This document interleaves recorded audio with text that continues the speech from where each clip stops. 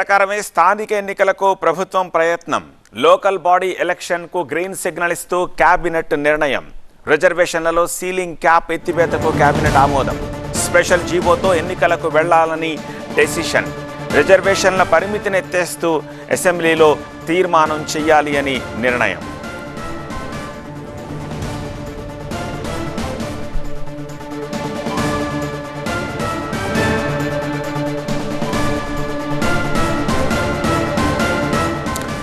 ఇదే అంశానికి సంబంధించి అలాగే ఓటర్ లిస్టు రిజర్వేషన్ల అంశం వీటికి సంబంధించి బీఆర్ఎస్ నేతలు ఎన్నికల కమిషనర్ని కలిశారు. కలిసిన తర్వాత వాళ్ళు మాట్లాడారు. ఒకసారి ఏమంటున్నారో చూద్దాం.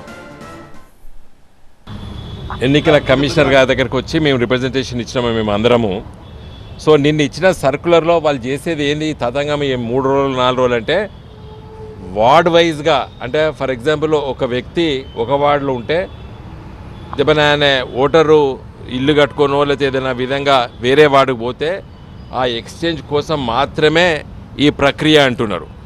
మేము అడిగినది ఓటర్ లిస్టులో కూడా కొన్ని దిక్కుల పేర్లు తీసేస్తున్నారు, కొన్ని దిక్కుల కొత్త ఓటర్లు నమోదు కార్యక్రమాలు జరిగినాయి. అవన్నీ గురించి చెప్పమంటే అది మా పరిధి కాదు.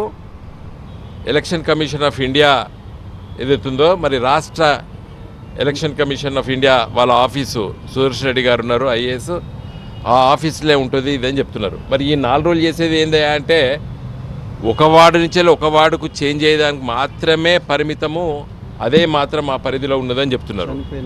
చనిపోయిన వాళ్ళ లిస్టు తయారు చేసి ఇస్తారు, లేకపోతే ఆ ఊర్లో ఉండకపోతే అలాంటి లిస్ట్ ఇస్తే పెద్ద కన్ఫ్యూజన్ క్రియేట్ చేసి రేపు అక్కడ ఉన్న అధికారులకి మరి ఆ వ్యక్తి పోతే నువ్వు ఇక్కడ ఉంటలేవట కదా అని చెప్పి అబ్జెక్షన్ కూడా పెట్టచ్చు ఆ పోలింగ్ ఆఫీసరు. ఇది చాలా తప్పున్నది. దీన్ని మరొకసారి ఆలోచన చేయాలి.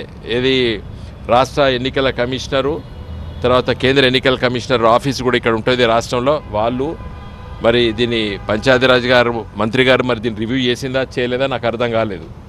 ఏదో పెద్ద తతంగం జరుగుతుంది. 4 రోజుల పాటు అన్ని రాజకీయ పార్టీ నాయకులతో మాట్లాడతాము, అన్ని విషయాలు చర్చిస్తాము అని చెప్తే మీడియా అట్లా రాస్తుంది, పత్రికలు అట్లా రాస్తుంది, అన్నీ రాస్తున్నాయి.